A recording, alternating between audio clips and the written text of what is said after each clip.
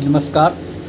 आज मैं काका काले कालेकर रिपोर्ट काका कालेश्वर रिपोर्ट 1955 के बारे में बात कर रहा हूँ।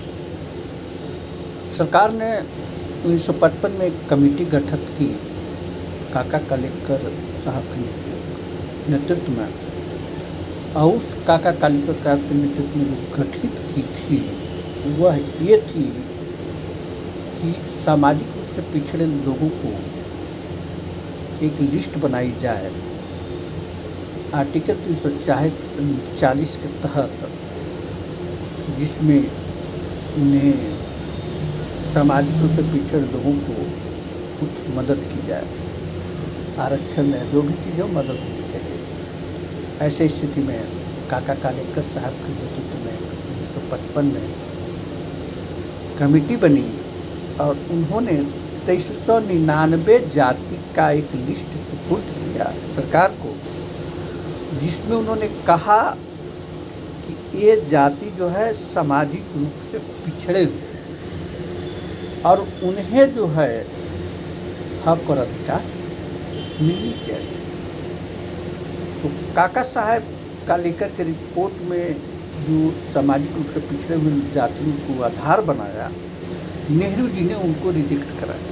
उन्होंने कहा कि जाति आधार पर जो कमेटी बनी है सामाजिक रूप से पिछड़े के लिए, यह गलत है। लेकिन उसी रिपोर्ट को 1980 में बीपी मंडल ने सही ठहराया, क्योंकि जब पूरी गहन पुनरीक्षण किया गया तो देखा गया कि 2399 जाति से ज़्यादा पिछड़े समाज के लोग हैं जो बहुत ही दयनीय स्थिति में हैं और उनको ऊपर उठाना जरूरी है। तो यही काका कालेकर साहब की रिपोर्ट को मंडल कमीशन को परिणित किया गया। फिर 93-92 में इसी रिपोर्ट को मंडल कमीशन से और आगे बढ़ाया गया।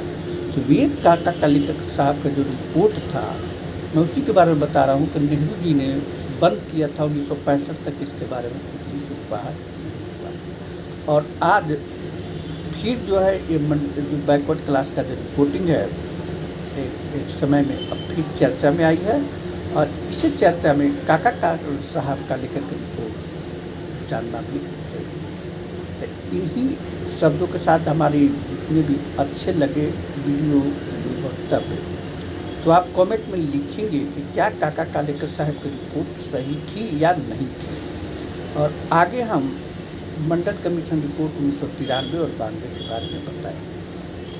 तो जय संविधान, जय हिंद। अब अगले वीडियो में मैं अगली बात बोलूँगा।